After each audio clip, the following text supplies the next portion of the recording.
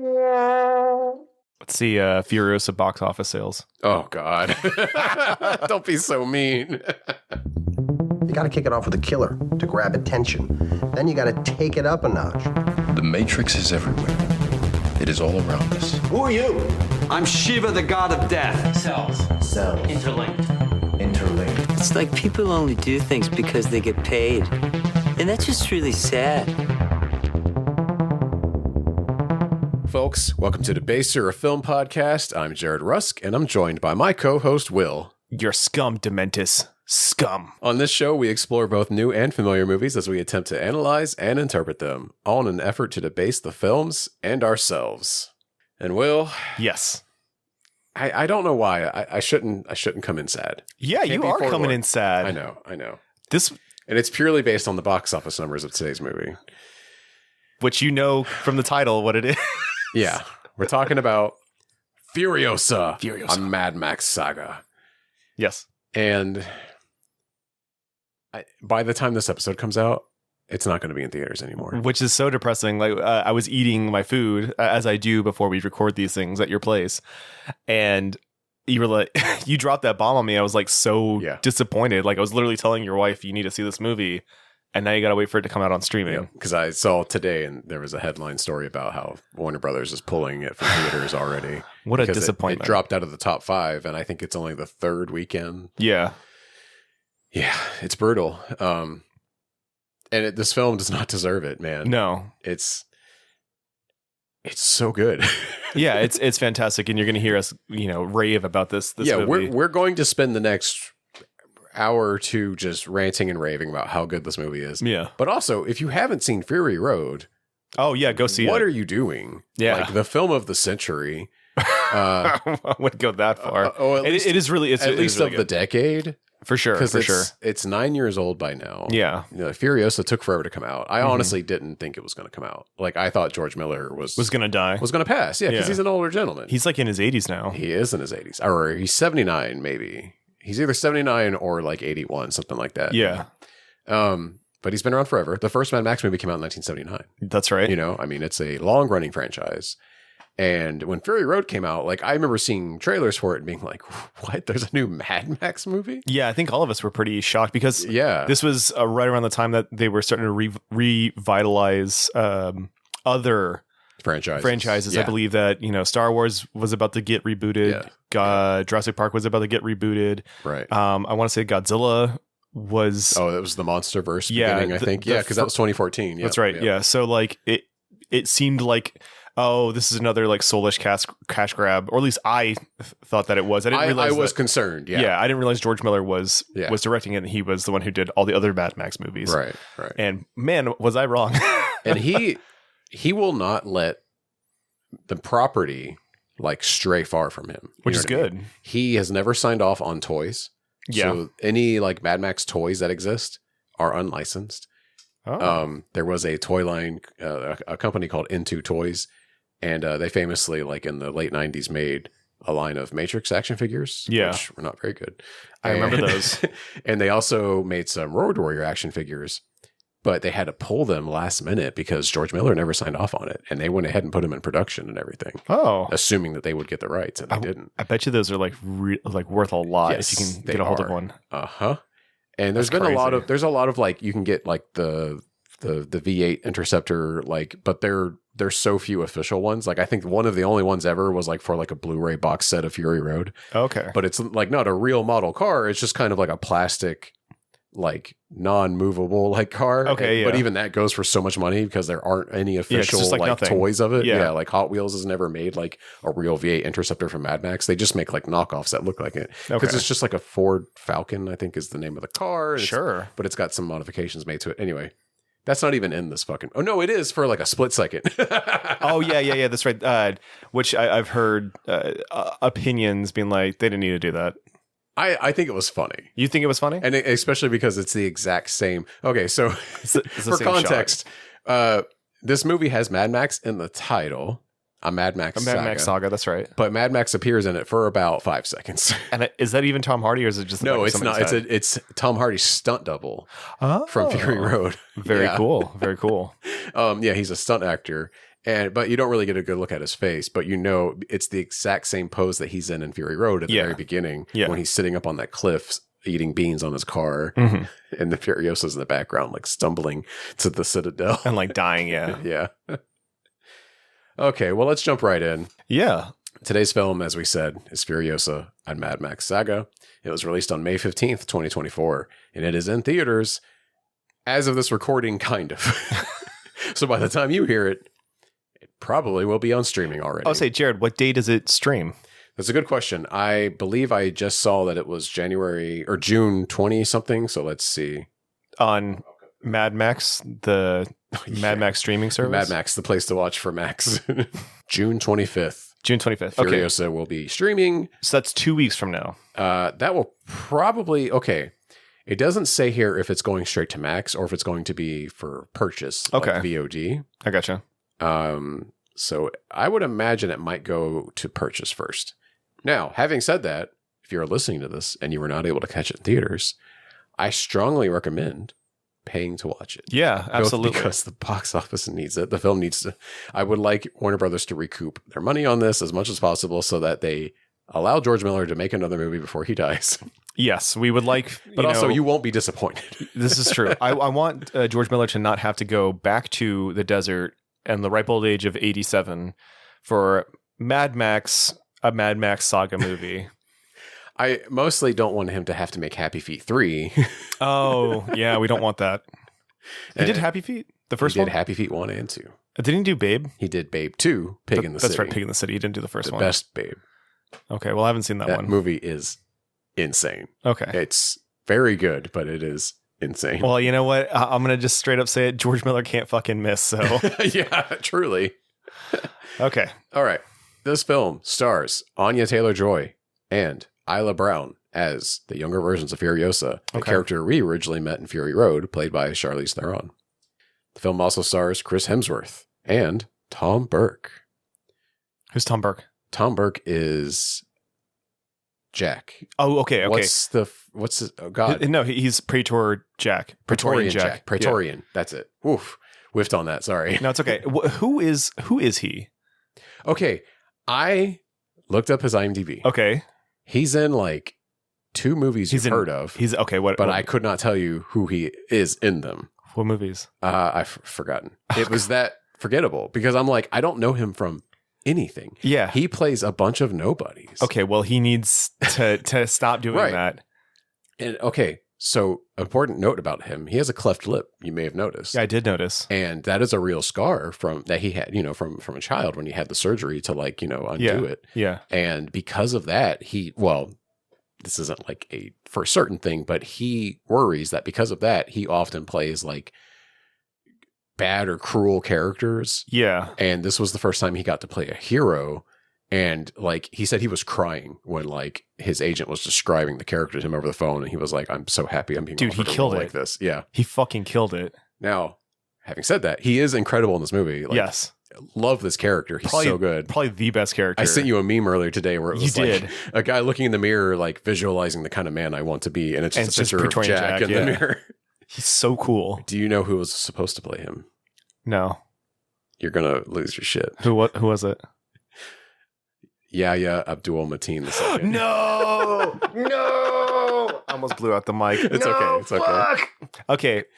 He was originally cast. Having heard that, that is unfortunate, but I'm happy for Ian. What's his name? Oh, Tom Burke. Tom Burke. Sorry, Tom Burke. It sounds like this was a dream job, and he fucking delivered. Yeah. He was very good. I could not see anybody else in that role. It would have been cool to have Black Manta there, though. I know. Well, yeah. For those not aware, Yahya plays Black Manta in the Aquaman films. Hell yeah. He was also Morpheus in that new Matrix movie. Yes, he is. And he was in Us and the new Candyman movie too. That's right. He was the main character in Candyman, and he was Dr. Manhattan in the HBO Watchmen series. Oh, I did not know that. He's very good. I love him. He's the kind of guy with an IMDb, even just in the last like 5 to 6 years, where you're like, oh fuck, I know him from that. Exactly. But he had to drop out due to scheduling conflicts, so he was replaced by Tom Burke. Okay, well, good job, Tom Burke. Holy shit, I hope to see you in multiple things now. Yeah, I agree. So the brief synopsis is the origin story of renegade warrior Furiosa before her encounter and team up with Mad Max. Now, I want to preface this with Fury Road and Furiosa were conceived and written at the same time. Yes, you were telling me this the last time that we hung out off pod. Right. And I that was really neat. That I had not realized that George Miller had been wanting to tell the story. Yes. And chose to do Fury Road first because it had Mad Max in it. Yeah. I think he rightfully assumed that people would not come to the theaters to see a movie about a lady in a Mad Max like world without Max being present. Yeah, I think it was either a harder sell or maybe the studio executives were like, let's do Fury Road. How about you do this one and then we'll give you the next one. And so at first, this Furiosa film was going to be an animated movie that was, handled by a different production company and George Miller would just be like a producer on it or something. Mm-hmm. However, after like a couple of years of production, he decided to rein it in and go, actually, I want to do this now. Let me take this over. I'm going to make it live action. I'm going to direct it. Yeah. And 9 years later, here we are. Yeah. And what a ride.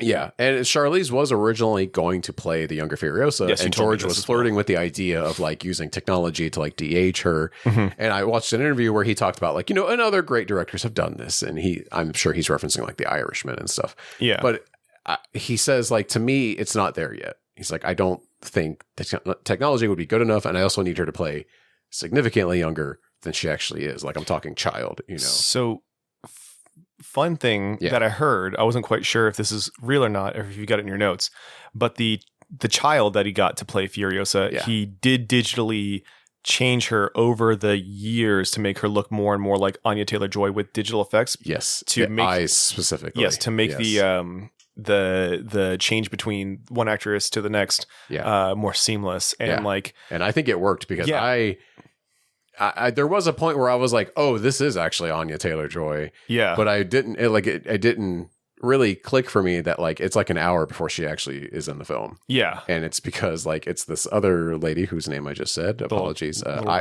Alila Brown, I think I'm saying that right. Okay. But yeah, she is our main character for the first hour, essentially, but they are using digital effects to slowly change, like you were saying, to make her look more and more like Anya Taylor Joy, so that it's more seamless when it does hand off, and it's great. It's very good, yes. So Furiosa was written by George Miller, and Nick Lathoris is given a co-writing credit. He also co-wrote Fury Road. Okay, but yeah, George Miller, as on all Mad Max films, is also the director. Mm-hmm. This is his baby, He's been doing this is his universe. 70s. Yeah. For those not aware, this is the fifth film in the Mad Max franchise, beginning with 1979's Mad Max. Mad Max 2, better known in America as The Road Warrior, was released in 1981, and Mad Max Beyond Thunderdome was released in 1985.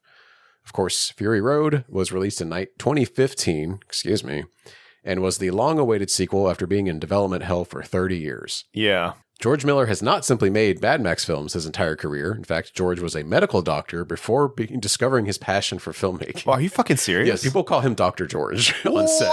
What? That's crazy. But George was a medical doctor before discovering his passion for filmmaking. He also directed such films as The Witches of Eastwick. I have seen that. I think you have, because I'm sure Haley's a fan. Is that the one where they turn Jack Nicholson's like the devil, basically? I lost my thought. I'm so sorry. No, it's okay. He also made Lorenzo's Oil, which is based on a true story about a guy whose son was born with, I forget the name of the disease, but there was like no treatment for it at the time. And so the guy studies and becomes a doctor. I've heard of this story. Yeah. Not the movie, but I've heard of the story. And creates the first treatment of its kind for his son's disease. Yeah. And it's called Lorenzo's Oil. It's named after his son. Yeah. And it's literally like, I think to this day, like has made breakthroughs for the treatment of this disease. That's amazing. He also did Babe Pig in the City, as I mentioned, which is an incredible movie. And Happy Feet 1 and 2. I've seen the first one. Yeah. Which he created as like, he wanted to make a movie that like explained the plight of climate change to children. And I think he delivered. I mean, all of his movies, you could argue, are kind of about the apocalypse and about having to care for people. Yeah. Because of or during that, you know what I mean? Like, I think you can kind of weave that throughout all of his films in a sense. Absolutely. But yeah, the Mad Max guy also made Happy Feet. I love telling people that fact. It's so fucking weird. So here's the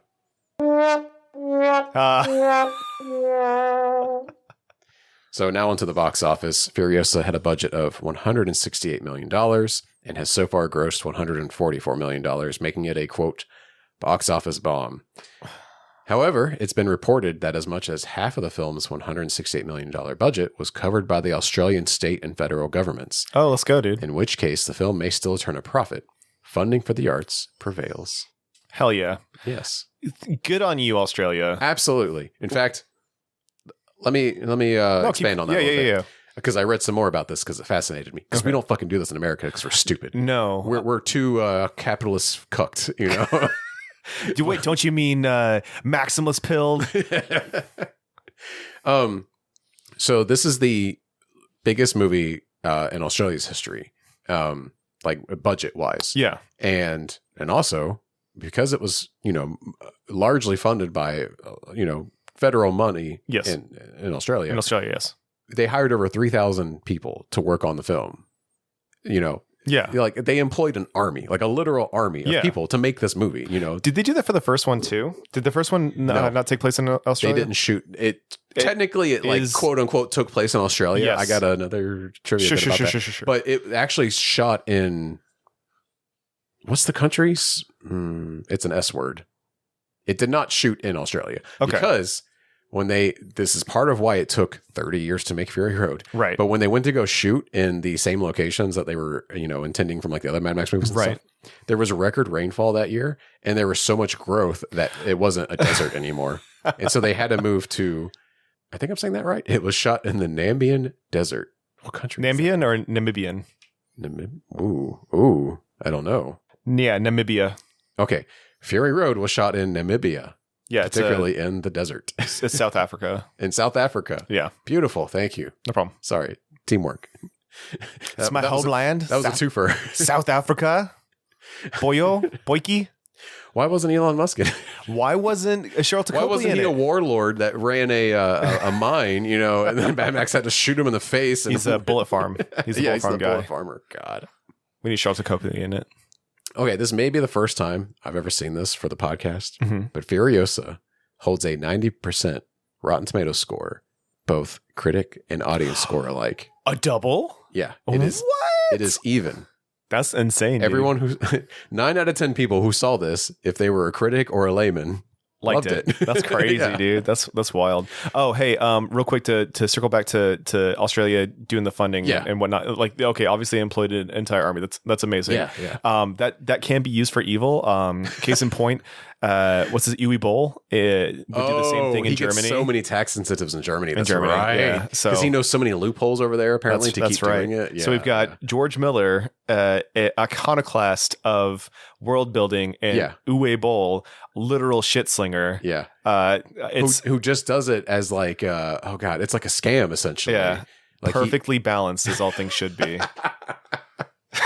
But I don't have like prepared thoughts about this, but it brings to mind the idea that like funding the arts, it should be important. Yes. Yeah. And like apparently like Mad Max is like beloved in Australia, Oh, really? Like, I had no idea. There's an interview with Chris Hemsworth where he was like, I grew up watching these movies. Like we all love and worship these movies. Like it's our Star Wars, That's crazy. Like it's from us, by us, about us, and so like it is just incredible. Like we're all raised on these movies. Wait, does like the entirety of Mad Max take place in Australia? Yeah. They're all essentially set in Australia. However, and I'll just ruin my trivia bit. I'm sorry. No, it's fine. It's fine. We don't have to wait till the trivia. It's cool. I'm dropping bits here and there. This is the first film that officially acknowledges that it's in Australia. Because in the opening, it kind of does like a Google Earth zoom in on Australia. Yeah. And I remember sitting in theater being like, oh, they've never done that before. I did the same thing. They just do like vague notions of like, this is most likely Australia because most people have an Australian accent in it. Really? Even in the old movies? Yeah. Oh, yeah. Even in the originals. Oh, I didn't know that. They never explicitly call it Australia. Huh. Yeah. Okay. In fact, the police force is called the MFB. Which is okay. So when Praetorian Jack is like talking to Furiosa about his parents, they were MFB officers. Okay, yeah. So they probably knew Mad Max. That's crazy. That's what he was in the first movie. That's wild. Yeah, and there's like a debate about is the first movie post-apocalyptic because it doesn't seem like it, but apparently it's kind of like I need to rewatch it because I've only seen it once.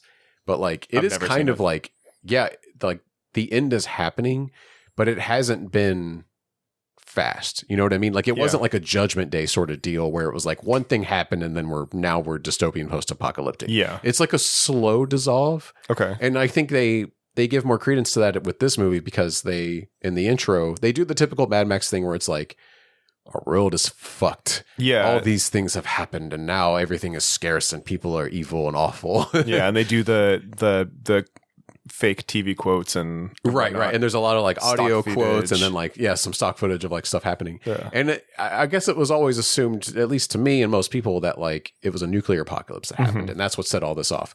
But I think this movie is like, actually, it's a lot of things. Yeah. You know, like pollution, global warming, and then oil ran out.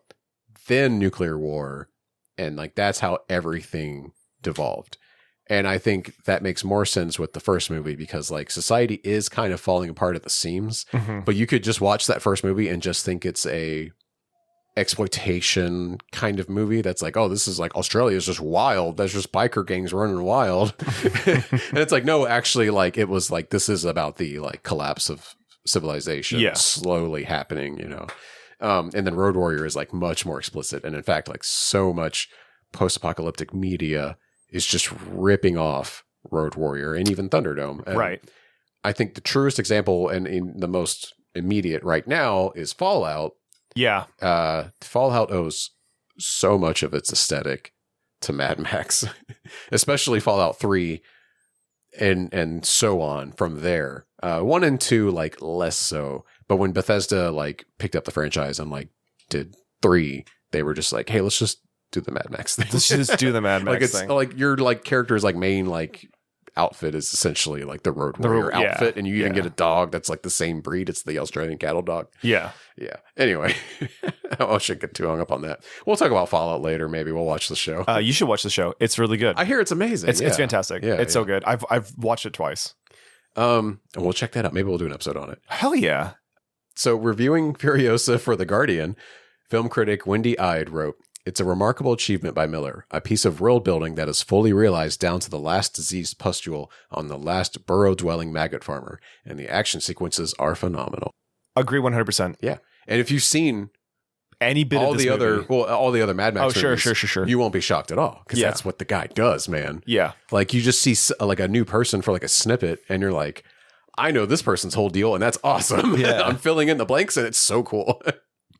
Over on Letterboxd, user Brian Espita gave the film 4 stars, saying, "The boys are all here. Scrotus, Toe Jam, Chum Bucket, and of course, Piss Boy." I fucking love Piss Boy. I've witnessed Piss Boy. He did go to Valhalla, shiny and chrome. When Piss Boy is on screen? Yeah. And Praetorian Jack yells, "Hey, Piss Boy." I pointed at the screen and did the Leo meme and turned to my buddy Dan. Oh, Dan's been on the pod. Right, yeah, to Dan, and I was like, "That's Piss Boy." All excited because I had been hearing about Piss Boy. And I'm sure he just was like, "What? Why is Jared yelling about Piss Boy?" Jared, what's the lore on Piss Boy? I had just heard like there's a character in this movie called Piss Boy and he'll be your favorite character. And so the second I heard about the piss, I was like, Piss Boy! It's Piss Boy! I want to know what happened to Scrotus. Because Scrotus is not in Fury Road. And I'm like, I'm hoping that he's the other son. He's the other son. Joe? I'm hoping. Well, so what's funny is there's more than one son, because if you watch Fury Road, he's got the disabled one. Right. The I don't know his name. He's like sitting in a scale, I think. Yeah. And he's the one that doesn't die, too. Yes, he's the only one that doesn't although die. he looks like he's about to get it at the end because he's like, oh fuck. Furiosa's gonna come rip me out of here and she's kill about me. to yeet me out the fucking exactly. window. When I rewatched it the night, I was like, does she just like throw him out of it? Well, like, what the fuck is he gonna do? He can't fight back. Because he looks like, oh fuck, my dad's dead. This shit's done. But yeah, I want to know what happened to Scrotus, and I don't want 85-year-old George Miller out in the fucking desert filming the Mad Max, the Max movie of Mad Max, and we find out what happened to Scrotus. Yeah. And I will say there was a video game that came out. Yes. With Fury Road. Yes. And it's just called Mad Max. Yep. And you can still play it on like PlayStation and Xbox and PC. It's incredible. Oh, is it good? I love the devs that made it.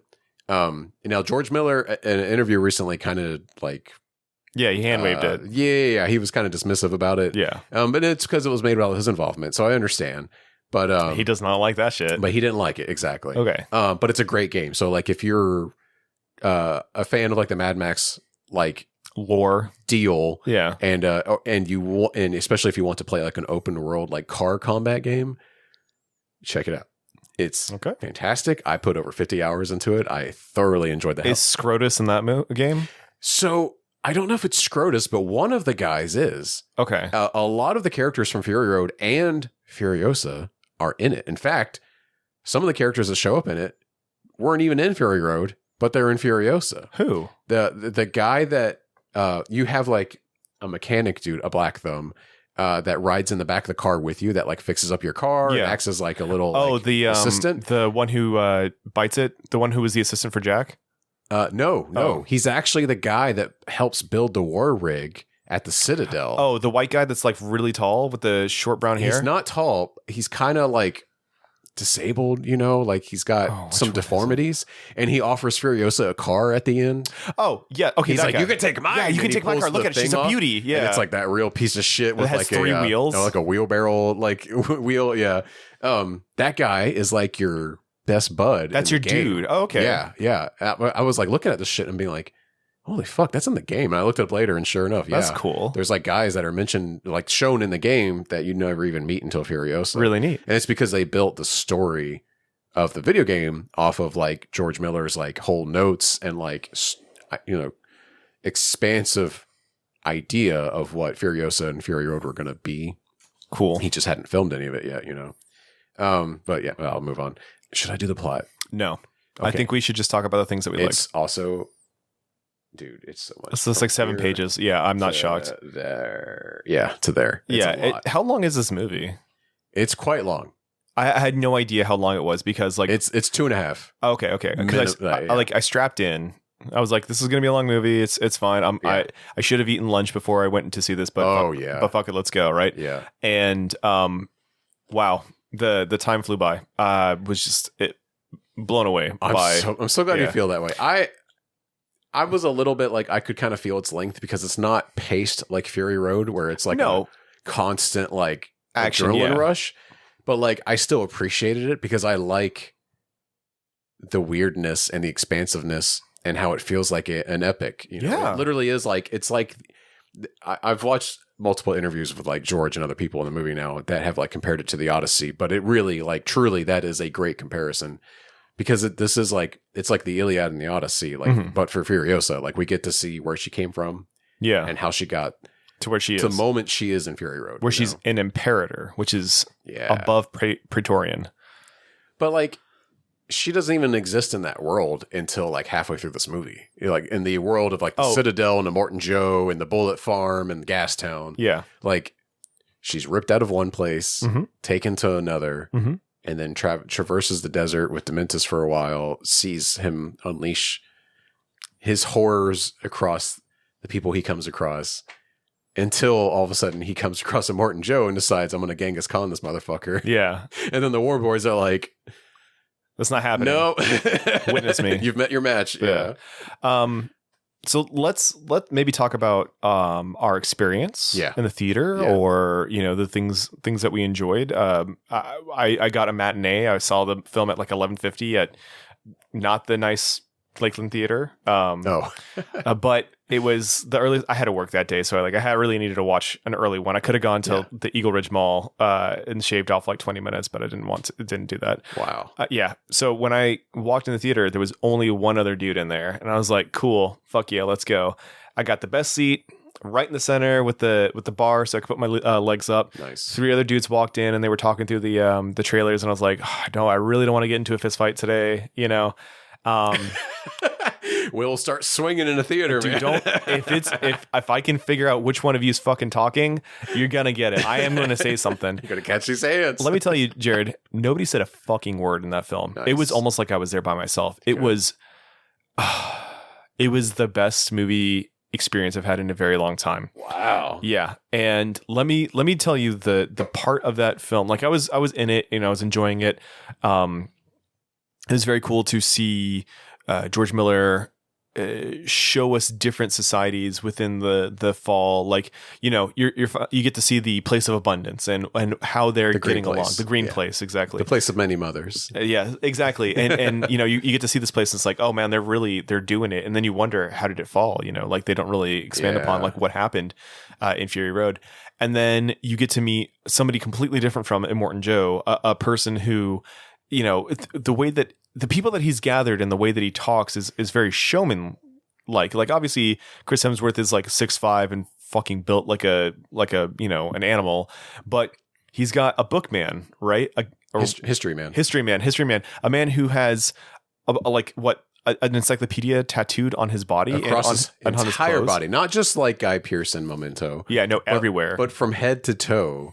Exactly. Yeah. And that is kind of like Immortan Joe has a history woman. Yes. But they never he never. You only really get glimpses of her. You don't really pick up that that's what's happening. Yeah. But you realize like, oh, she is, maybe I believe they're part of a sect of people that are trying to like carry down history. And it's not even just that too. Like you can, with what he like tells Furiosa, making herself indispensable, it's almost like a way to survive too. Well, exactly. It's a survival tactic for him. And it's smart. It's brilliant. Yeah. Like I want to play a history man in D&D now, I think that's a really cool like concept. Yeah. I would never even think of, Well, it's essentially a bard, if you will. Well, actually I was going to get to my next thing is Chris Hemsworth's bard, his physical interpreter, the weirdo guy who when Chris Hemsworth is or I guess I should just call him Dementus. When Dementus is giving out his speeches, this dude is acting them out in the background and he is,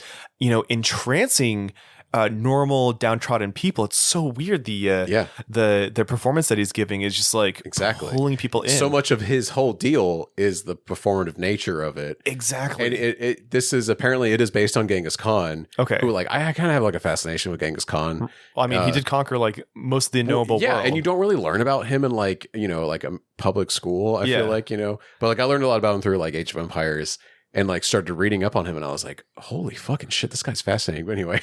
Well, actually, you know how I talked about 3-body problem in the last episode that we had? Yeah. One funny thing in there is one of the main characters, Wade. He's an operative for a shadowy government organization, whatever. He is talking to a subordinate, and he has these. How you say? There's these like metal things that you put your stirrups, I think is what they're called. That for the horses. For horses, yeah. He's got an old stirrup from the Mongolian Empire, and the other guy's like, "Why do you have that?" And he's like, "Well, I did a DNA test, and I'm 1% Mongolian, and whatchamacallit, that is because they conquered most of the world, and."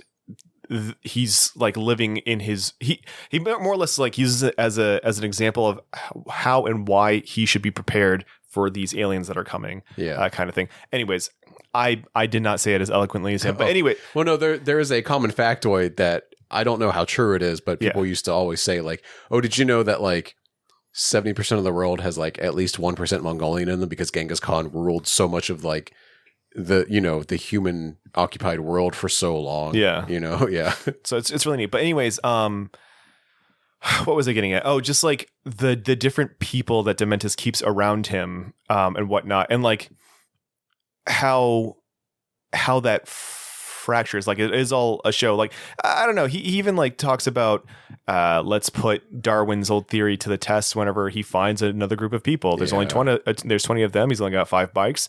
You do the math. Survival of the fittest. I thought that whole scene was pretty crazy and more or less like gives you a good idea as to how he sees the world and how he operates and whatnot. And he's a little twisted. I mean, a little bit, yeah. Does he say that? No, I'm just like riffing on how people talk about the Joker, Oh, sorry. Stupid. Yeah, Dementus is definitely the Giganotosaurus of the Mad Max movies. Anyways, my favorite scene, and this is when I realized I was like wholeheartedly in on this movie, is when the Mortifiers, which is a subsect of Dementus's biker gang, led by the Octoboss. Is that his name? Yeah, dude, one of the coolest characters in this movie, man. In a movie filled with cool characters. You know how I said I was gonna my quote was gonna be from my favorite character in the film? Yeah, it's him. Hell the Octoboss is the coolest. But anyways, so Jack is driving the war rig to Gastown or what have you, and we get this biker who's on it's two bikers. What would you call? He's got a sidecar, but it's like one of those low to the ground motorcycles that like want to drag. It's like a drag race motorcycle, but has a sidecar. You know what I'm talking about? That's like really low. He does the wheelie on the Morton Joe symbol before he zips towards the... I think it's just a motorcycle with a... I don't really know like the model name or what have you. Yeah. Well, anyways... But you described it pretty well. I think. When that guy does the donut on Morton Joe's symbol, I think to myself, like, well, that's really weird. That's very disrespectful considering like this guy's probably a sentry for Gastown. And all of a sudden it's like, no, these guys are going after the war rig. And it seems that they have splintered off from Dementus's gang. Yeah. And this is... The war boys on the rig kind of mention this.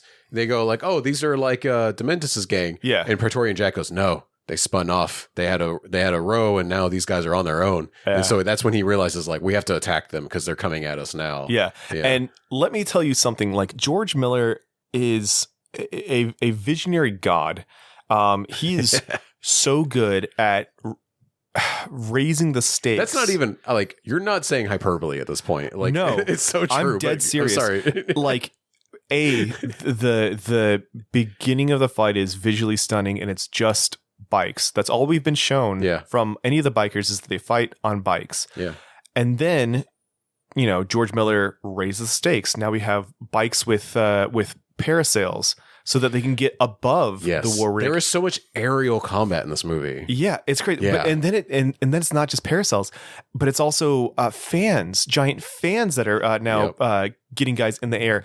And in the background of the whole fight, you can see this big black squid floating in the distance. And you're like... I was never clocking what it was, but I was you like, see it. What the fuck is that? An ominous specter in the air. And it's just pure black because everything on this movie is very colorful. Yeah. But there's this pure black like tentacle thing, like you're saying. Yeah. And it turns out it's the Octoboss. Yeah. And he's coming in with his fucking 4 or 6 AKs strapped on the front of this flying contraption, just, you know, buzzing the crew that's left on the war rig. And like, it's just, it doesn't stop. It's dude, I was leaned forward in my chair. Yes.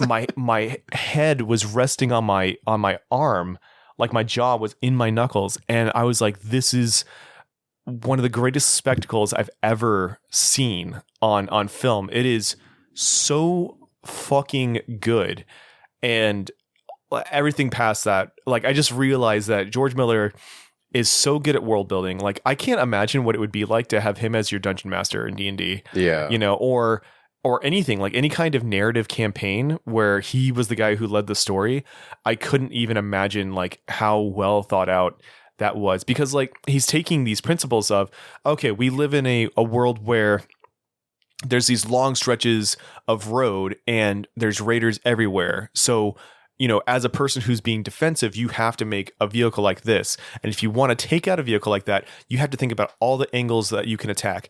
So you have short motorcycles to get underneath to plant explosives. You have to have like, how would they deal with people that are on top of this rig? Well, if you give them parasails and have them throw bombs down, then they're hitting from all angles to make this attack because easy. They have so many like armored positions that aren't easy to hit. Yeah, but that are open from the top. Exactly. Because they don't expect anything to be above them. And so that's why when they just jump up with these little like fans and parachutes, they're able to just like bombard them with like these like petrol, like Molotov cocktail things. And it's so beautiful in its simplicity that like I was blown away, man. Yeah. Like that whole sequence, it makes the entire movie for me. And that's that's on top of all the other crazy shit that happens in this film that is also really well thought out.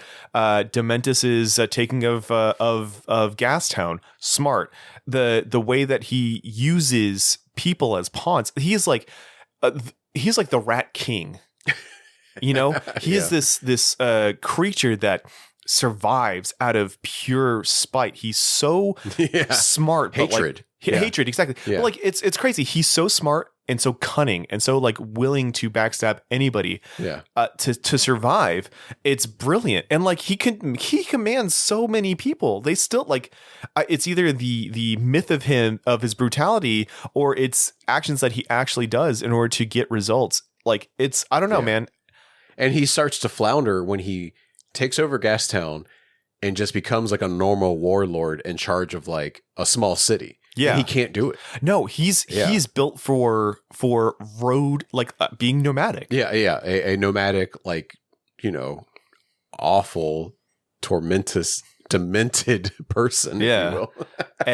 but like he's able to take Gastown and Bullet Farm. Yeah, and almost take the Citadel. Yeah, like it's brilliant, man. It's so good. And then like this isn't to say that there isn't like other great stuff in this film. Like, you know, the movie spends a lot of time showing how scrappy Furiosa is. Like she's smart. She knows that the bells that they put in her hair is a way to keep her from sneaking out. So she shaves her fucking head and makes a wig out of her hair. Yep. Brilliant, you know?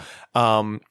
Reshaping herself as a mechanic, a fighter, you know, to keep herself from... I loved that beat so much. Yeah. Where she escapes from being like potentially a sex slave. Yeah. And is like, I'm just going to embed myself here and become like a fucking mechanic with these guys and like just wear as much clothing as possible to hide my body, you know. And I was reading a review by a person earlier. I wish I wrote down their name. I'm so sorry to them, but they were saying how this is actually like, whether purposely or accidentally, it's like a non-binary story or a trans like allegory because it's like Furiosa here is trying to hide her identity, hide the fact that she's female and present as male, you know, so that for her own survival, essentially, you know. And when she does unveil herself, she just like whips out her hair, and, you know, and it's just very powerful right in front of Praetorian Jack, you know, who immediately accepts her for who she is, kind of thing. Well, she shows herself to be capable. As he says, she's got a high degree of purposeful savagery. Yeah. And hey, what a line. Oh, so good. I know. There's so many good lines. There's so many good lines in this movie. It's very quotable. Like, I cannot wait for it to go on streaming so I can rewatch it over and over. Before we started again. recording, I was complaining that like you can't really find all the quotes from this movie yet because it's still just in theaters, and so like people are just cobbling it together from their memory in the trailers. Exactly. Man. And the, not to like spoil the ending, but I am going to spoil the ending. It takes we spoiled enough. People should expect it. It takes a fucking deranged person to come up with a tree that is growing on a man's body. That is straight out of Warhammer, and I fucking loved it. It was so cool. Can I actually read that? I kind of cobbled it together from what I could find online to get as much of that ending narrative as I could. Yeah, some say, you know, she shot him. Some say... Right, I tried to get as much as I could.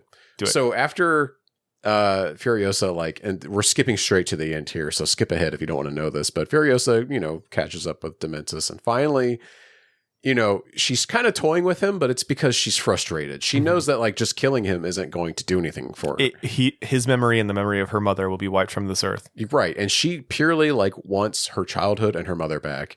And he just tells her like, I can't give that to you. You're just going to have to kill me. Not only that, but like, you can't torture me. I'm immune to it. Like, yeah. It's not going to do anything. It's not going to change anything. But then it transitions to like a voiceover from the history man. And he says, there are conflicting accounts regarding how Furiosa ended Dementus's life, the simplest being that she had simply shot him. Others, however, preferred a more fitting end. They, therefore, spread tales that she had ended him in other ways, such as chaining him up in the way that he had done her mother, or torturing him the way his men tortured Praetorian Jack. Righteous perversities with witty mutilations. However, I know the truth, as it was whispered to me one night by Furiosa's lips herself. She had taken his body deep into the citadel. There, in the hydroponic gardens, she used the peach tree seed given to her by her mother and planted it within Dementus's body. Maggots feeding upon his necrotic flesh and new life sprouting from his body. And we get a scene of Dementus. It's so metal. Like withering? Yeah. And like struggling to breathe as a tree is literally growing out of his groin. Yeah. And it is incredible. He's surviving off of probably the maggots that are eating at his skin, right? And the little bits of water, and the small drips of water that are around his body. But he doesn't want to die. What a scene! It's so fucking cool. It is the most metal thing I've ever seen in my fucking life. It is so insane, and I love it. I love it, man. Yeah, it's so good. God, and I love the little maggot farm lady. Because it makes total sense. Right. They keep being like, because like the first time Furiosa's taken to the Citadel, that lady tries to like pull her down there when like shit goes crazy and the war boys start attacking. And you're just like, what's going on down there? Why is that lady trying to rip Furiosa into there? And then later she saves her. She saves her life when she like barely makes it back, you know, with like probably bleeding profusely from her arm that she severed herself. Man. But they're farming maggots because that's like protein. Yeah. And like flies aren't going to go away in the apocalypse. Well, and maggots eating a wound is actually a good way to clean it. Right. Because they eat the necrotic flesh and don't eat the healthy stuff, living flesh. And you can just eat them for protein if you wanted. I mean, if you're that desperate. That's what she's doing. And these people are. Yeah. So, yeah. So good. I'm sorry. So no, this is an incredible movie, and I'm so glad you enjoyed it. Oh, dude, I loved it. It was great. Yeah, I'm telling you right now, dude. The mortifiers attacking the war rig for the first time was the fucking coolest thing I've ever seen in my entire life. And this is where Piss Boy shows up. Piss Boy's there, and he saves the day. Furiosa's trying to yeet some fucking dynamite at enemies, and he's like, "Oh, it's my time," and he fucking grabs it. She goes to throw the stick of dynamite. And he whips it from her. I gasped. Yeah, I did too. I was like, "Oh my god, what's going on?" Like, what are you doing? And he looks at Praetorian Jack in the eyes and goes, "Witness me!" And then backflips onto the car with the dynamite. He backflipped onto the road to go underneath the car to blow up. Oh god! It was way more badass. It's like so cool, dude. Piss Boy's the shit. I fucking love Piss Boy. That is also my favorite scene. That whole attack on the convoy by the Octobots. Okay. It's incredible. It's just the most gripping like 15 minutes. Yeah. You know, and even before the movie came out, like I saw in an interview with like Anya Taylor Joy, she's like, there is a scene in this movie. And what did they call it? I think they called it The Road to Nowhere or something, was like what they were, the cast and crew were all calling the scene. Yeah. Because it took so long to film. Like, it took like something like 40 days. I might be confusing that with the war that happens in the movie too. Yeah, the 40-day war. The 40-day war, yeah. Which also explains like why Morton Joe like was seemingly like has so much more power and more people at his disposal in the beginning of this movie versus like by the Fury Road. Like he doesn't have as much at his expense compared to in this movie. And also the war rig looks a lot nicer. Whereas it's a lot rustier. Yeah, it's all fucked up in the other one because he loses this one. Well, in the 40-day war, apparently, like, a ton of war boys died. They lost a lot of vehicles. Yeah. So, like, supplies are running low for everybody by the end of that. And as we see at the end of this movie, it goes immediately into Fury Road. Like, she starts loading up the wives into the rig for her next. Okay, so that was in Fury Road. Like, they were doing immediately into the Fury Road, or I think there may be a bit of a time skip. There has to be, because from when she brings in what's his name, of course, the tree growing, you know, had to take some time too. Yes, right. So there's probably a few years there. What I was going to say is, because in Fury Road, Charlize Theron says like, "I've done this many times. Take the wife, like the going from the Citadel to the Green Place." That's a good point. What does she mean by that exactly, though? I don't know. Does she mean that she's like attempted escape multiple times? Because that she's done in Furiosa. I think it's the first time she's escaped with the wives, though. And the history woman in that one says like they practically begged her to take them. Like it wasn't her choosing. Although I did see in one writing, George Miller had it so that Furiosa ordered them to get on the rig with her. But I think by what ultimately happened, because Fury Road got rewritten a lot. Okay. He brought in a lot of like feminist writers to help him like rewrite that too a little bit. Yeah, that movie is, and it shows as fuck. It's incredible. But I think they rewrote it so that like, no, actually they decided the wives or the quote unquote breeders or what have you. They have many names in that movie. Yeah. I'm not just saying that. Yeah. But they decided like they want their own independence. And also they leave a written message inside. Yeah, we are not property. They say we will not raise warlords. Our children will not be warlords. Okay, I think is what they write in there too, because they're like, we're not just here to produce like offspring to become your generals, basically, is what they're like fighting it back against as well. Yeah. Your sex slaves, essentially. Yeah, and if you produce a Half-Life child, you become a milker. Yeah. Which is gross. Okay, so I am wondering, is Immortan Joe the reason all the kids keep coming out weird? Because, or is it just like the radiation in general? Because apparently the one wife that dies in Fury Road had a perfect baby when she died. Yes. So I wonder, like, is it not that Immortan Joe's like all of his semen essentially are like making fucked up kids? Because I was thinking that was kind of the joke, the running gag in this is like he's the reason he can't have a good, offspring. But it's probably also the environment too, because there's like nuclear radiation and stuff. Yeah, it's more explicit in Beyond Thunderdome because they actually have Geiger counters in that. I was gonna say whatchamacallit too. I don't know if you remember, but they did show a lizard in this one. And it had one head, and then in Fury Road, they showed a lizard and it had two heads. Was that the one that Max eats at the beginning? Oh, okay. So like, whatchamacallit, there is like a timeline where shit gets worse. Yeah, or there is radiation, and that's what killed the Green Place. Oh, is that what it was? Yeah, it was radiation. When she asks, like, I can't wait to go home, and they're like, what do you mean? And she's like, the Green Place, and they're like, no, it's all gone. Yeah, and they start like bombarding her with stuff, and you hear like multiple like overlapping voiceovers. Yeah, I just didn't know if there was like one solid. No, it's implied that it was like the enroaching like pollution and radiation slowly destroyed it from the outside in. Bummer. And that's why when you see it, it looks like a fucking poison swamp from Dark Souls. Yeah, and it's invaded by like crows and like people on stilts. Oh, what's happening there? Wait, is that the Green Place? Yeah. No, that's what they tell her. They're like, you passed it on the way in. Oh, and she realizes that was the place. Oh no! Yeah, where they're all looking outside, like, what the fuck is this? That's unfortunate. That was the thing they drove through it. Yeah. The crow people are so cool though. But yeah, that's the place. I had no fucking idea. That's so. And when she realizes that, she just walks off and has that incredible scene. Yeah, brought me to tears rewatching it, where she just collapses in the sand. It's beautiful. It is really good, and it's so haunting. God, it's so good because she's been waiting. Years, her whole 20 years. She says 7,000 days. That's basically 19 years. It is. It's 19.23 years. Yeah. And she's like, and the days I didn't count, And it's like, dude, yeah. And you could see, so Anya Taylor Joy to Charlize Theron, like, yeah, man, she's been in it, dude. Sucks, it does dude. suck. It's so good. This movie, this is the perfect prequel because it makes the sequel, the original movie, that much better. Yeah, deeper. Yeah, and a more profound movie because of it. Yeah. It's not one of those just like a Lego sequel that like just cheapens the experience and serves as like a quick cash grab or is like, hey, did you ever wonder how like that axe ended up in that door? Looking at you, the Thing prequel. They're like, well, watch this movie and we'll show you what happens. And then you'll be like, oh, that's how that got there. Great. Did you ever wonder who built C-3PO? Turns out it was Darth Vader. Did you know it was fucking Darth Vader and he'll never acknowledge it later? He'll never acknowledge it. Okay, but yeah,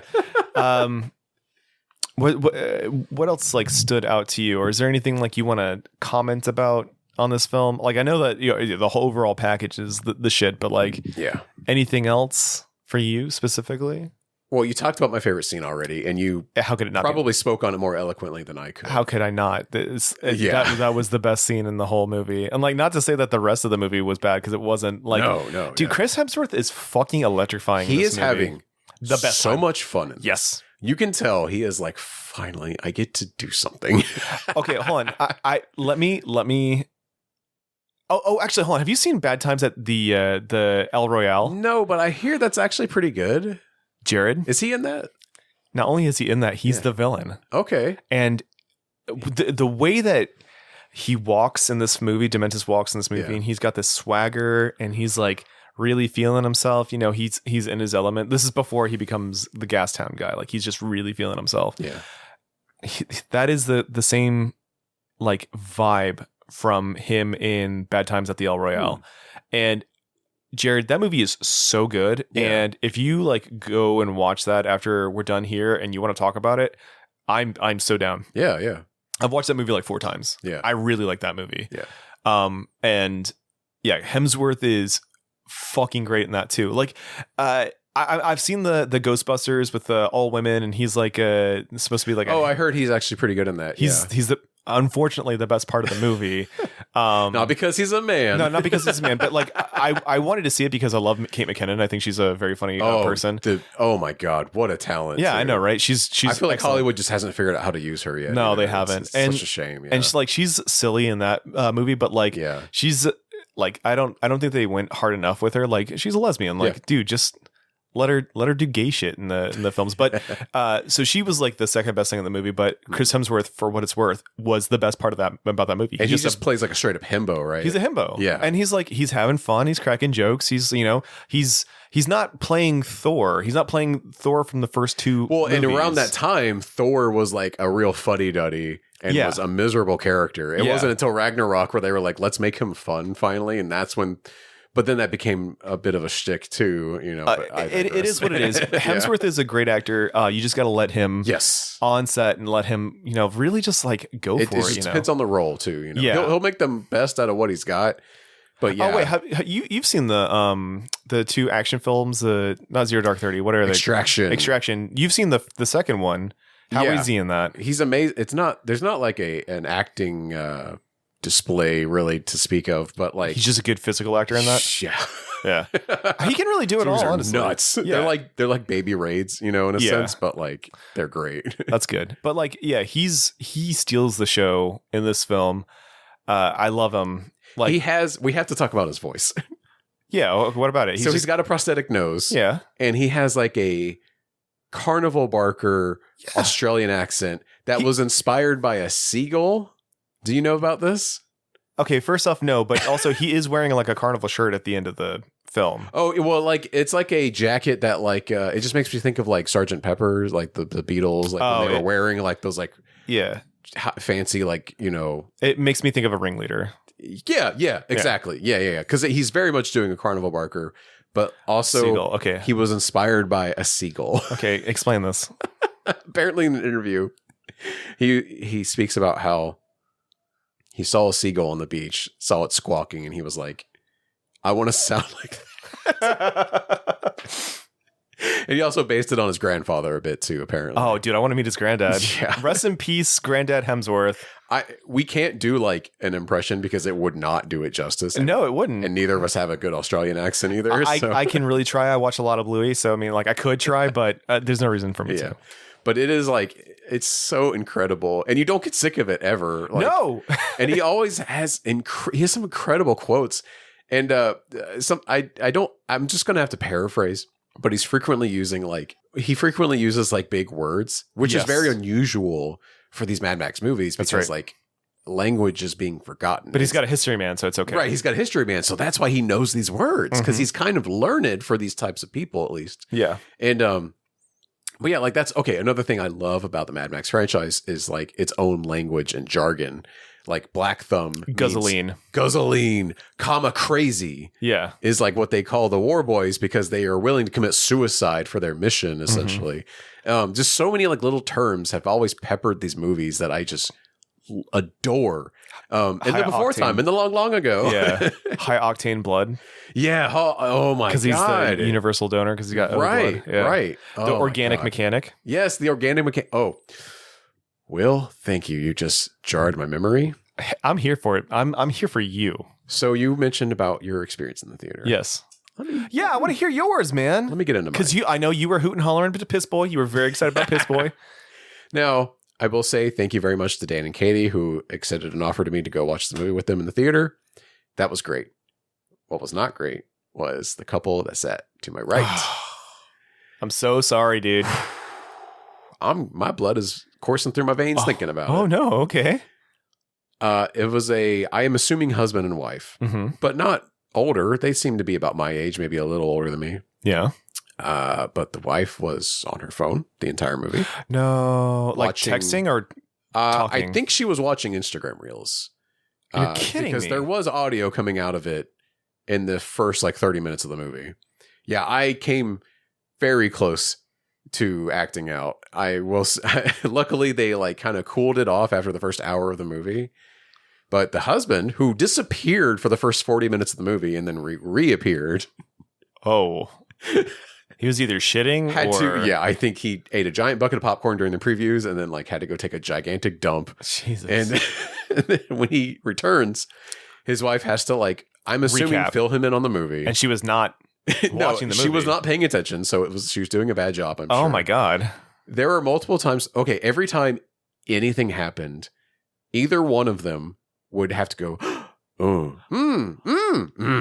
and I'm just like, fucking stop. It's the Hereditary. Yeah. It's my experience from Hereditary. People, stop going to theaters and ruining it for people. God damn, just shut the fuck up. And then, and like, I'm excitable and like, I'll pop, I'll laugh, I'll point at the screen, but like, I don't think I'm doing it in an obnoxious way or like, I'm not like, and I will be informed by the audience around me. Yeah. So like, if everyone else is being very quiet, I'm not like I'm going to be more reserved. Yeah. But if more people are popping with me, I'm going to pop with them kind of thing. Because I feel like that's how you should do it anyway. You know? But it was so obnoxious. And I could tell they weren't even following that well. It was just like that thing of like when you watch a movie with your parents and they're only half paying attention, But and then also there were a few different times where something would happen or somebody would do something, and one of them would go, "Wait, what?" to the other one, and they'd fill them in and not even correctly. So oh my God, when Dementus is meeting up with Immortan Joe, and they're like, it's like a negotiation kind of where he's thing. got his brother. Right. Well, he ends up killing him instantly, but he's like, listen, I have Gastown now. Let's barter. Immortan Joe demands the organic mechanic and Furiosa. Yeah. And when he orders the organic mechanic, the wife was like, who is that? And it was the wife asked, and because the husband leans over and goes, he's the mechanic. And I'm like, no, he's a doctor. He's a fucking doctor. No, Were you not paying attention? It's called organic mechanic because he's a fucking doctor. They just don't know what that word means. And they just know mechanic means you work on a car. But how are you not getting this? It made me so mad, Will. I'm sorry. I wanted to lean over and yell, he's a fucking doctor. So fucking funny. And he's in the Fury Road. He's in Fury Road. Yeah. That's how he got there. And he's the guy that like delivers the babies and like looks after anybody when they get hurt and stuff. He doesn't die though. Like they're trapped in that gulch, but not the whole war party dies. Oh yeah, he gets left behind when the rocks fall, right? Yeah. I'm curious. I'm actually really curious about like what happens to all those people that are stuck in that gulch, because only like 3 of the vehicles get blown up. Yeah. You know. Presumably the what's it called? The guys that are in there that are covered in like spikes and stuff, they probably like maybe attacked him. Oh yeah. That's a good because possibility. those are the guys that live in those cliffs, right? That Furiosa made the deal with and then has to like, well, listen, the deal's off. Like they're right there. Yeah. Yeah. Okay. What else? What was I've got some trivia. Oh yeah. Well, I was gonna say something else and I've already forgotten it. I like how the people eater was holding on to his nipples the entire movie. That was fucking great. God, who is that guy? He's the head of Gastown. No. Who is that guy IRL? Oh, I don't know idea.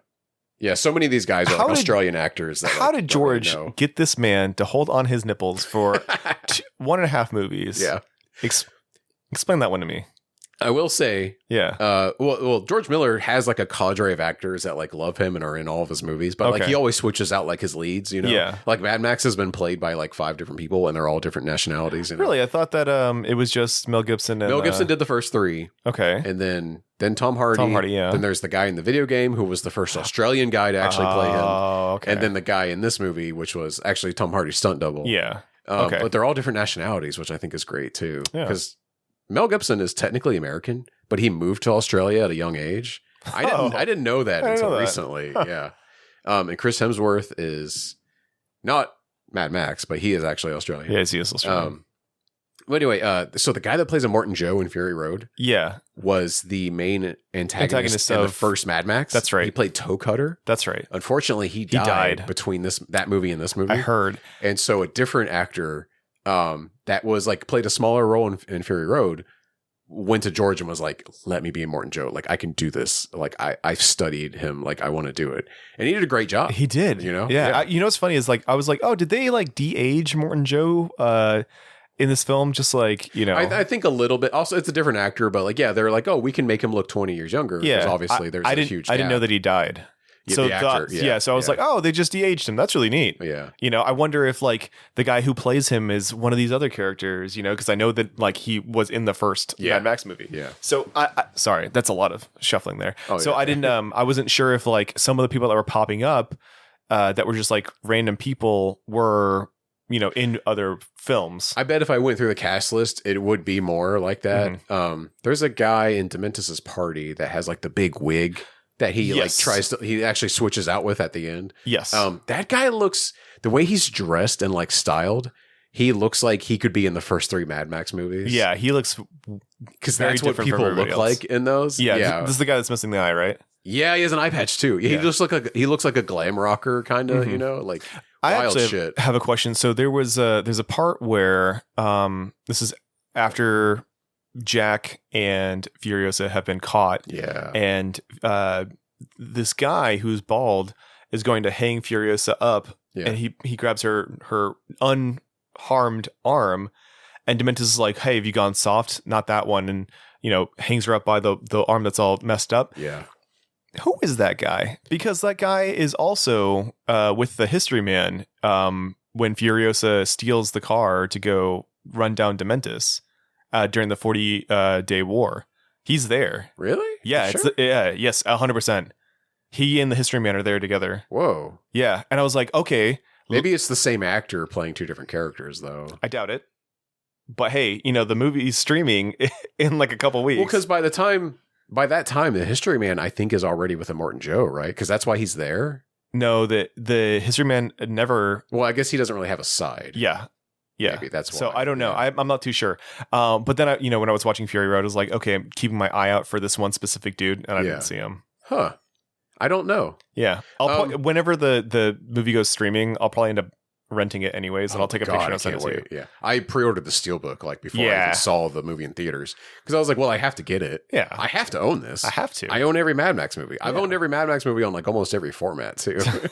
I've been a fan since I was like a little kid, because they used to play them on TV when I was little. I'm a fake fan. I'm a That's okay. new gen fan. Okay, here's a question for you. Yeah, what's up? While I was looking up recaps of the movie, I found something on the official Wikipedia, and it may be different by the time this comes out, but it says that when we first see Furiosa on the war rig, right? She's like underneath it with a dirt bike, hanging on a chain. Yes. Is she a stowaway, or is she down there as a black thumb? She's a stowaway. So that wasn't my interpretation.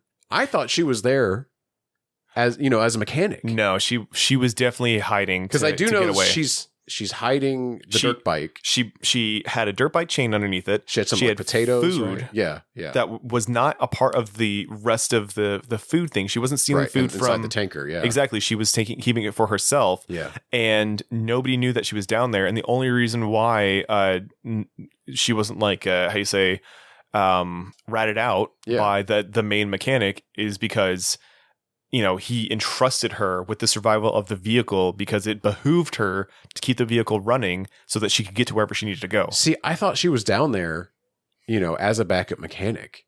No. But yeah, okay. So maybe I was wrong then, and the Wikipedia synopsis was right. Well, yeah.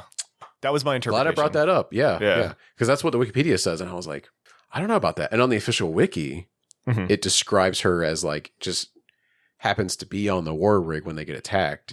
And you don't accidentally end up on the fucking war rig, do well, not accidentally, but like she's on it as part of the crew. Yeah, no, I don't believe that. Yeah. I'm pretty sure, like, why would she be so secretive about taking a piss when she's putting potatoes and shit underneath the war rig? Just piss, nothing to be embarrassed about.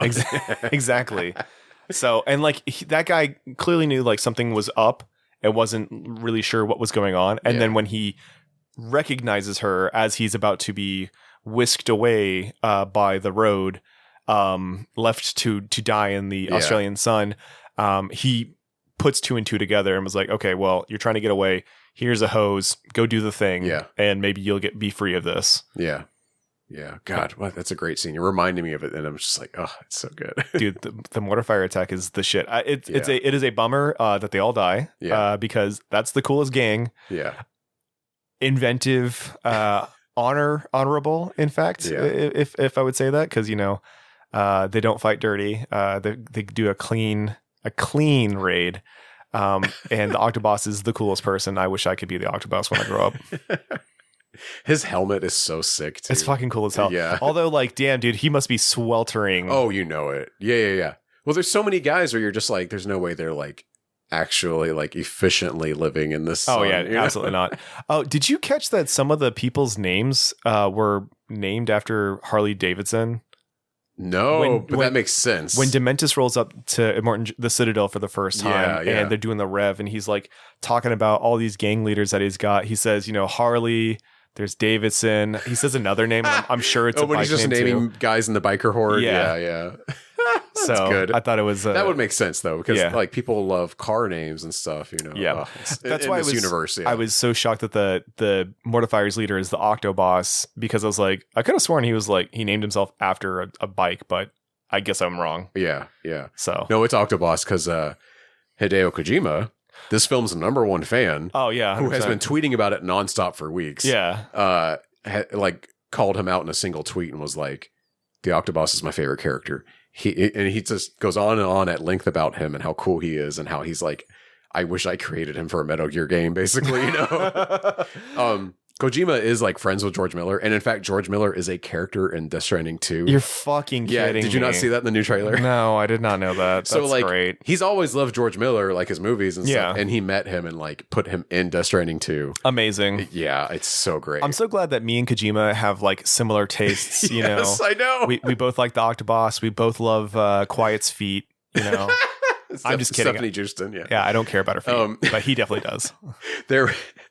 There was a really good tweet going around today about how often like Kojima tweets about Furiosa, and people are like, Kojima is like trying like single-handedly to like will this movie's box office back. He's just like, people go see this movie, please. Like he just keeps saying it again, and he's like, I went to see Furiosa for the 8th time today. I bought the because like in Japan you can buy like booklets for the movie. Oh, that's so cool. That are like, here's like behind the scenes and like extra concept art. You're fucking kidding me. No, it's so cool. Dude, Japan rules. Yeah, and whenever like Kojima really liked a movie when he buys the art book for it. You know what I mean? And he bought the Mad Max one or the Furiosa one like 6 times. Amazing. Yeah. Just, dude, buy out a whole theater and take your friends, your weirdo friends. I think he will do that for Kojima Productions. Like, I'm sure he will, He'll be like, they're taking us out of theaters? Okay, shut down the studio for the day. Everyone, we're going to see Furiosa again. No one leaves until everyone has seen Furiosa. God, I love it. Godspeed, Kojima-san. I wish that it would have, it would have helped. Or is it just getting taken out of theaters in the States or just everywhere? It was in the States, but yeah, I don't know if it's doing well internationally either. That's unfortunate. I have some quick trivia bits I want to let's hear it. Okay, so Furiosa, I mentioned this earlier, but Furiosa was the most expensive film in Australian history and employed over 3,000 people. It's very good. Anya Taylor Joy has only about 30 lines of dialogue in the film. Oh, just like Tom Hardy in the first movie. Exactly, yeah. Although I think going into this, she knew she wasn't going to have a lot to say, but it was going to be an amazing result. She was doing everything that she could to portray what was on her mind with her face. And exactly. And she's one of those people that just has the most expressive eyes ever. I mean, she has a fucking anime eyes in real life. Yeah. So she's doing a great job. She's very reminiscent of Lily Gladstone in Killing of the Flower Moon. Yes. Yeah. Where she can say a lot with a look. Right. Yep. This isn't the Fury Road episode, but very briefly, because these movies are so intrinsically they're one and the same. Yeah. Tom Hardy famously and Charlize Theron also had bad times making Fury Road. Yes. They thought it was a disaster. They were miserable. That shoot was miserable for everybody because it was so long and so hot and so awful. Mm-hmm. Tom Hardy was like, he's owned up to it now, but he's like, I was a dick on that shoot. And he was rude to Charlize Theron too. And there were days where they had to delay shooting because he wouldn't come out of his trailer because he was so mad. But then when the movie came out, he saw it and was like, "Oh fuck!" Like, I'm wrong. He's like, "I didn't know. Like, I didn't know what George was seeing in his head." Yeah. And I think Charlize Theron has also said this. She's like, "It was so frustrating, but then you see it and you're like, oh my god, dude! Like that's what you saw it in your head. You knew what you were doing, but we couldn't see it on the ground level, But Tom Hardy has owned up and was like, "I'm so sorry. Like, put me in another one. I'll be Max again. Whatever I can do to stop making Venom films." Oh my god, that trailer looks so bad.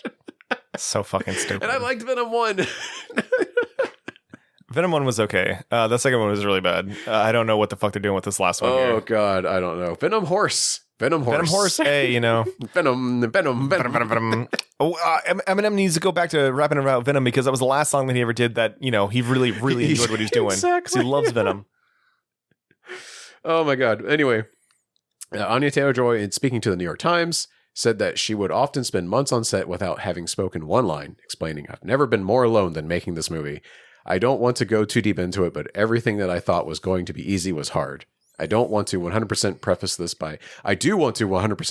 by saying I love George, and if you're going to do something like this, you want to be in the hands of someone like George Miller, but he had a very strict idea of what Furiosa's war face looked like, and that only allowed me my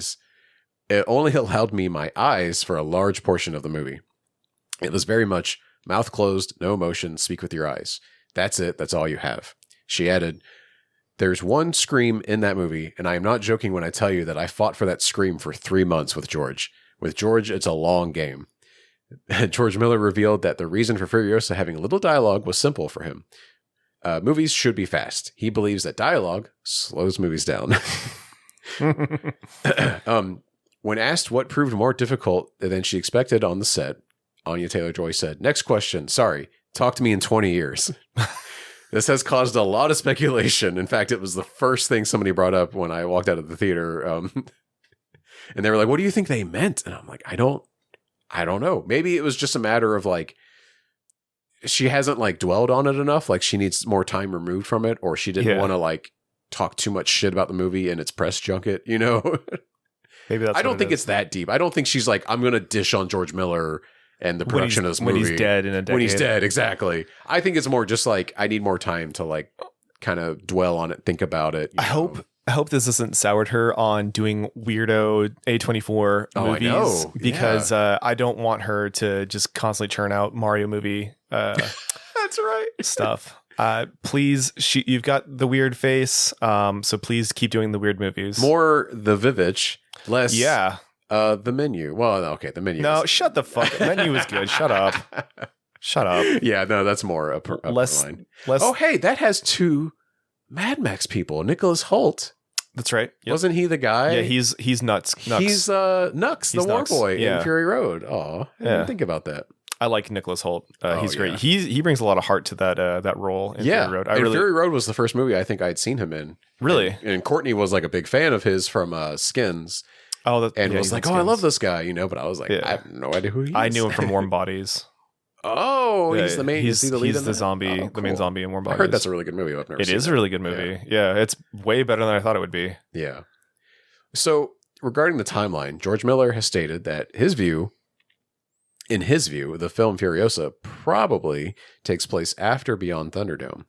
The reason why probably is Miller does not view the Mad Max series as having a strict continuity.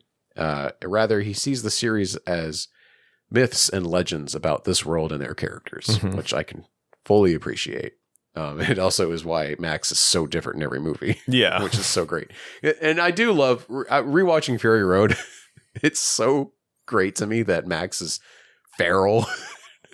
Like literally feral in that movie. His hair is he has to work through it for the first half of the movie. Yeah, his hair's like crazy long. He's, just Tom Hardy is like great at that anyway. Yes, he is. And even when he's like, he gets the nail file and he just keeps like in the back of his head with it. It's so cool.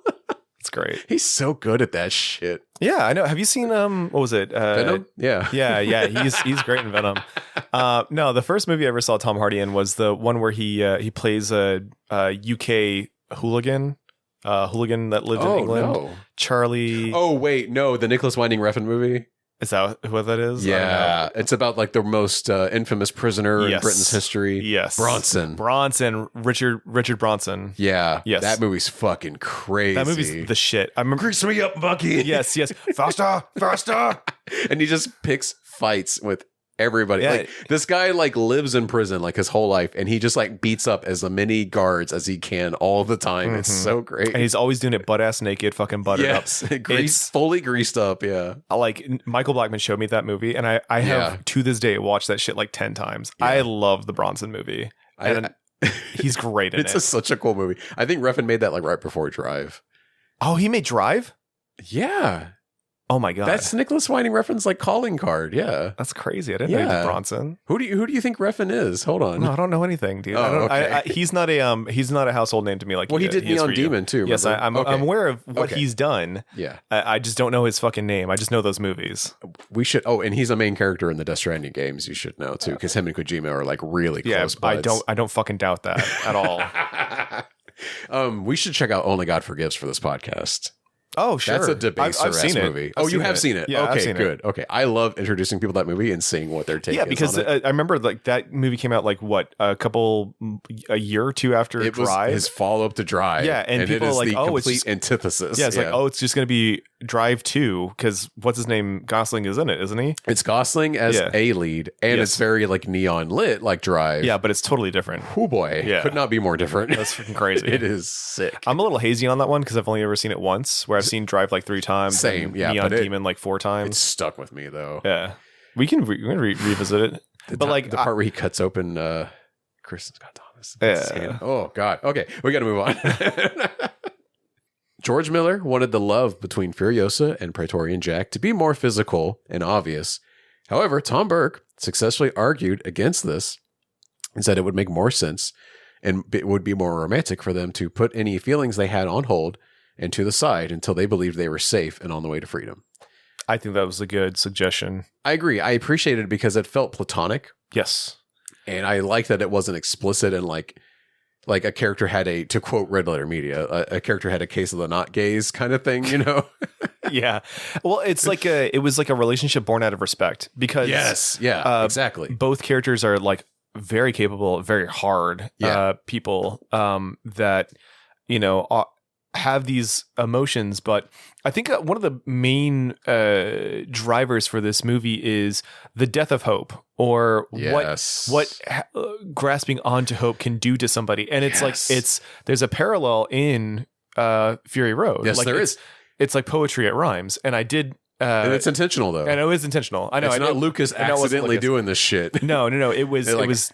You know, backwards ass falling into a good metaphor. Yeah, no. This one was actually like poetry at rhymes. Yeah. And like I don't actually know if Furiosa does have hope, or if she continually has these bits and pieces of hope given out to her and it falls short every single time, or if she has given up on hope and is more or less like going through the motions, you know. Does that make sense? Please tell me I can't repeat all of that. That was all off the cuff. It's okay. So to speak on what you're saying here. Yes. I do think she holds on to hope. Okay. For the best. Because she's holding out hope that she can one day escape is the thing. Okay. And despite Dementis' character insisting that like you can't do that, it will destroy you. Mm-hmm. You must instead embrace hate. You know, she decides to rebel against that. And what's amazing is Dementis. Okay, I'm so glad you brought this up. I'm here for you, baby. And this isn't that original of an idea. I've seen people speak on this already. No, Dementis is the flip side of Mad Max. Okay, explain. Max in Furiosa or in Fury Road, I think initially reminds her of Dementis. Okay, but this is like going into Fury Road, like having seen Furiosa. Yeah. I think initially he reminds her of Dementis.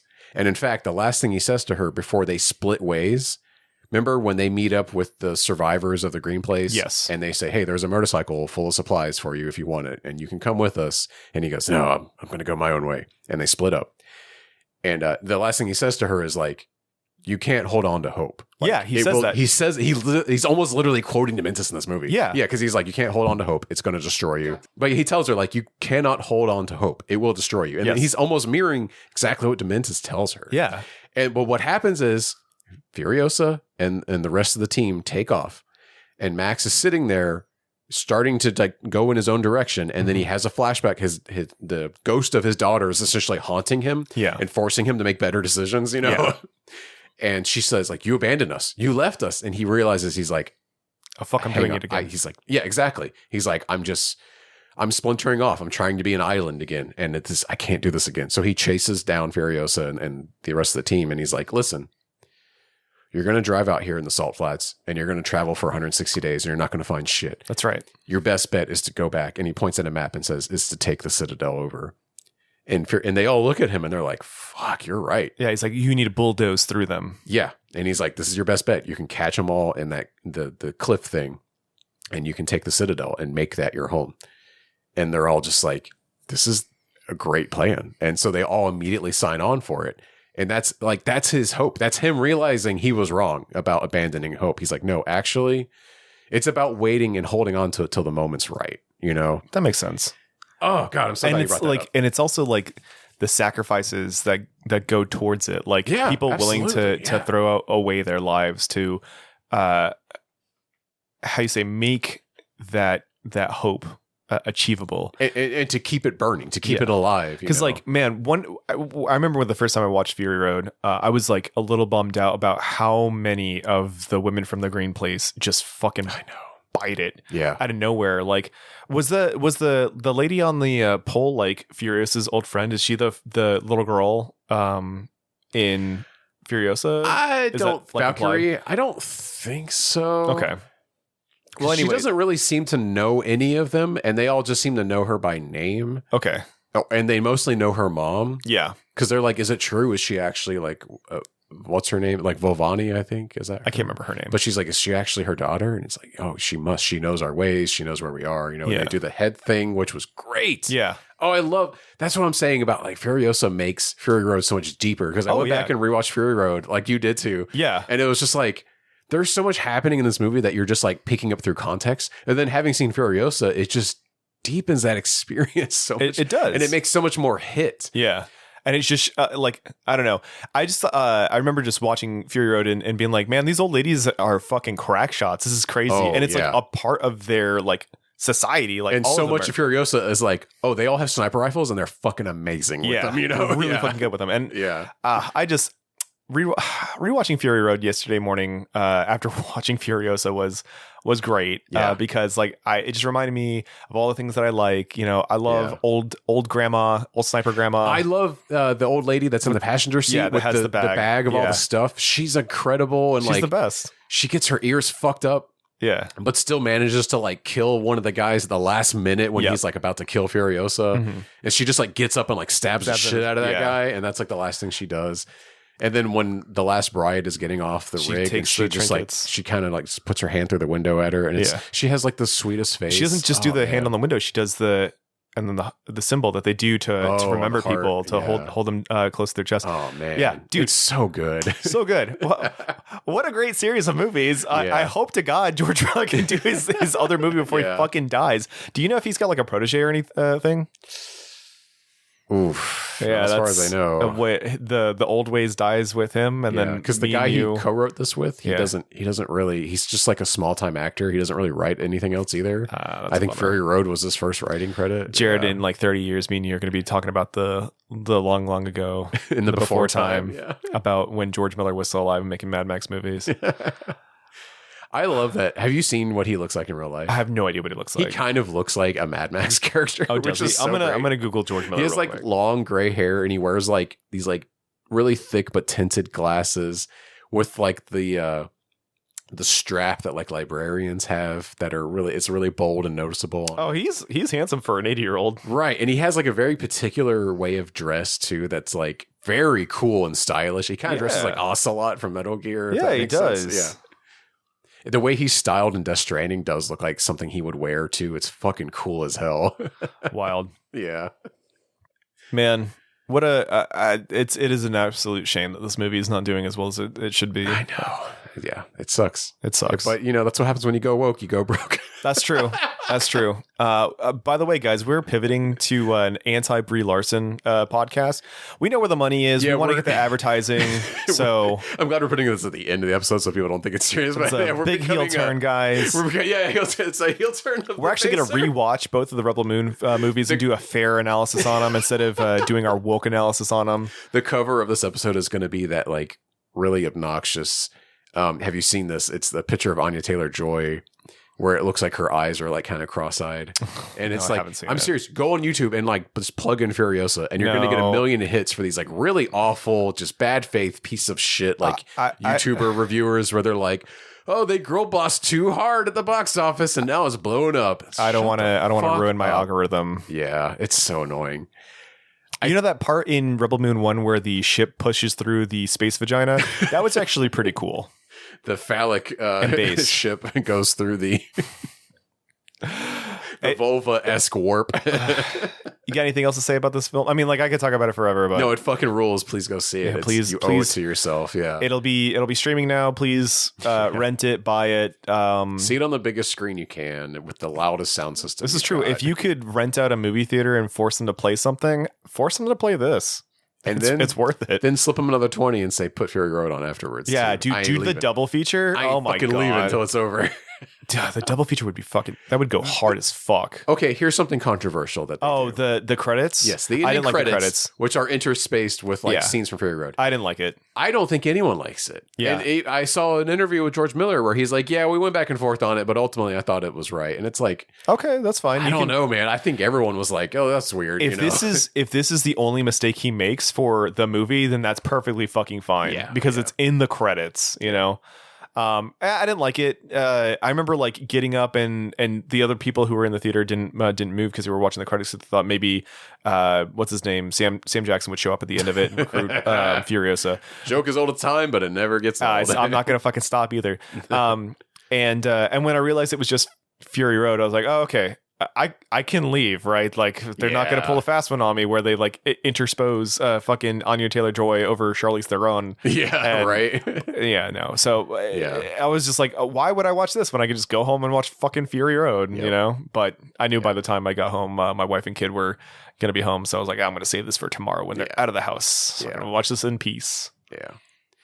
I will say there are complaints that like the CGI was. Some of it's bad. Overused. No, some of it's bad. Yeah. But I don't give a shit. It is unfortunate, but like I do think I think George made peace with it because I think there was like 10 times more shots with CGI in this movie than in Fury Road.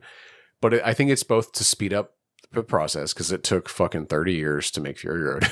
It was both to speed it up and to make it safer too, apparently. Yeah. There was a part where the mother of Furiosa is like driving a motorcycle with young Furiosa. Yeah. And you can tell it's on a green screen and on like a set because like they didn't want to harm a potential accident happening and harming the child and stuff. Right. Yeah. Apparently, and I get it, but it looked fake as fuck. Filming with kids and animals is like the hardest thing in the world. Yeah. For multiple reasons, like regulations and all this stuff that you have to do, you know. Yeah. But like, it's understandable. Some of the quick cuts are pretty noticeable, and I feel like that's part of George Miller's style. Though it is. Okay, yeah, that's what I thought. How I loved going back to Fury Road and seeing like so much of that movie is like sped up. Yeah. To look like a Buster Keaton movie kind of thing. Like that's kind of what he's going for. Okay. To make it look like, it's like higher adrenaline, like intense. Well, yeah. I mean, he spent 30 years trying to make Fury Road. Yeah. And he had all that pent up, gasoline in his ball sack and he had to fucking spend it. So, you had to unload on the road to Valhalla. Exactly, dude.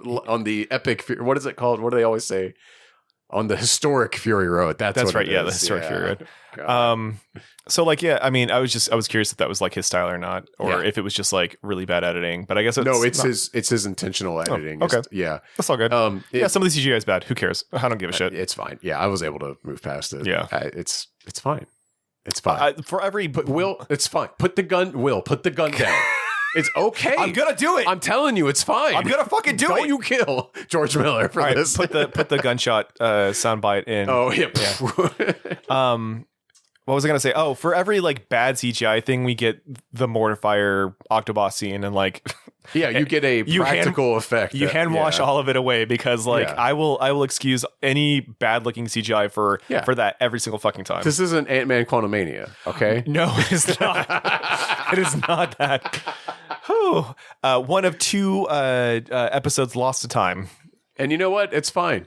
The world is better for it. No one needs to hear anyone talk about Ant-Man Quantumania ever again. But Blackberry we will have to revisit. Blackberry will get a reprise. But yeah. I'm not watching Ant-Man again. Sorry. No, I'm not either. It's okay. It's okay. God, wasn't there an obnoxious couple in that theater too? Yes, there was. They weren't as bad, but they were bad, like if you really want to talk about it, we can. But like one of the big the entire review for Ant-Man from us could be summed up in that one couple's problems, right?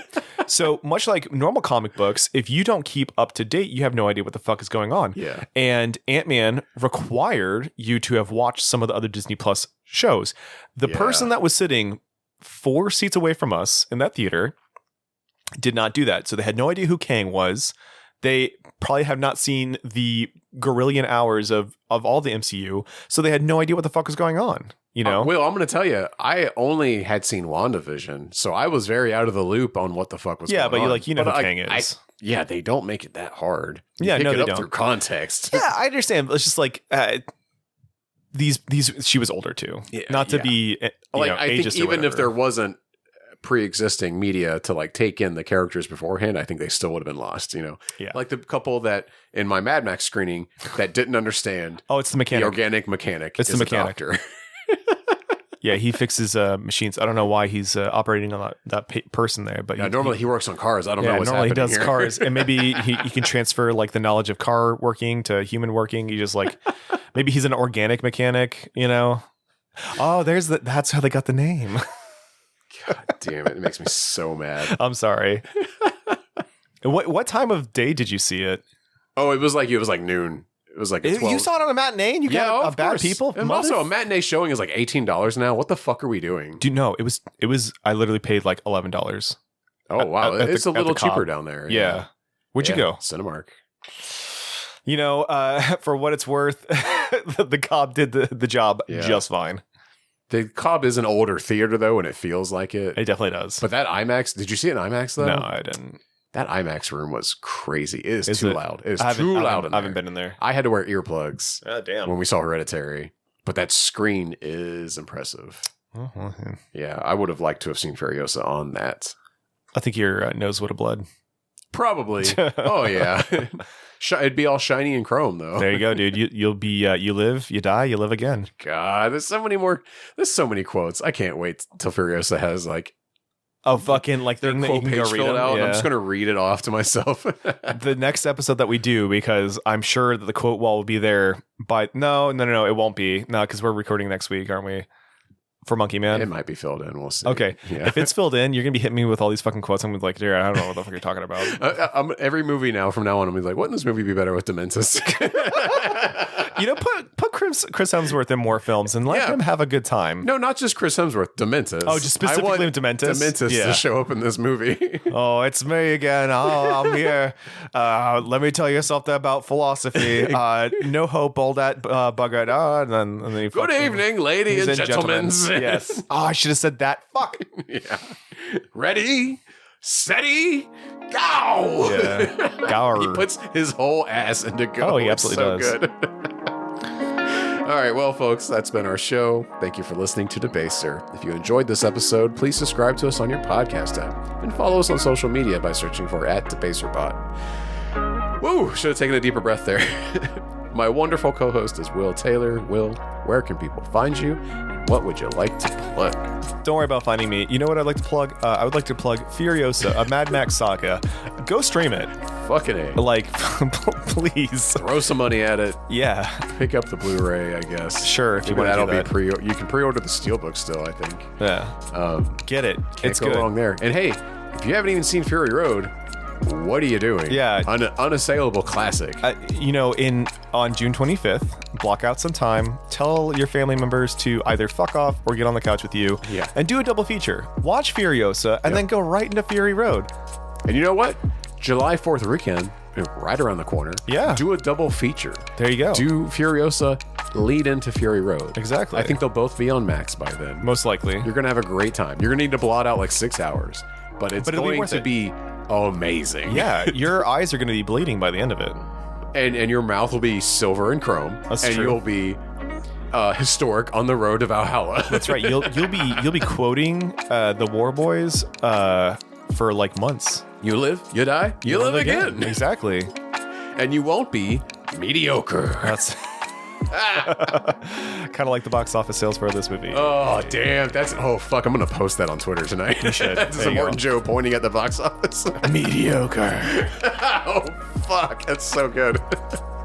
All All right, we got to wrap this up. Yeah, wrap it up. We're just going to keep quoting this fucking movie. Well, folks, that's a wrap, everyone. Good night and good luck. God damn.